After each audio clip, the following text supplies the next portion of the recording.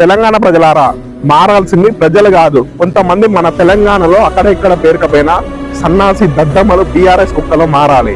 గ్రామ స్థాయి ఎలక్షన్లలో ఇంకా గెలుస్తాం ప్రజలని, విలేజ్లలో ఊర్లల్లో వాళ్ళని ఇంకా మోసం చేయాలి, ఇంకా మేమే సర్పంచ్గా నిలబడాలి, మేమే ఎంపీటీసీగా నిలబడాలి, మేమే జడ్పీటీసీగా నిలబడాలి అని కక్కుర్తి ఆశతోటి బ్రతికే చెత్తనా కొడుకులకు నేను చెప్తున్నా.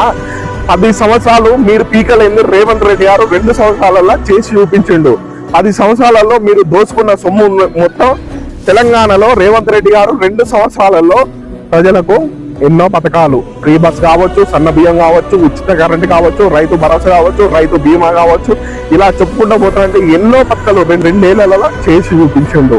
ఒక మగాడి లెక్క రేవంత్ రెడ్డి గారు కలుసుకున్నందుకే కేసీఆర్ పోయి ఫామ్ హౌస్లలో పండబెట్టిండు.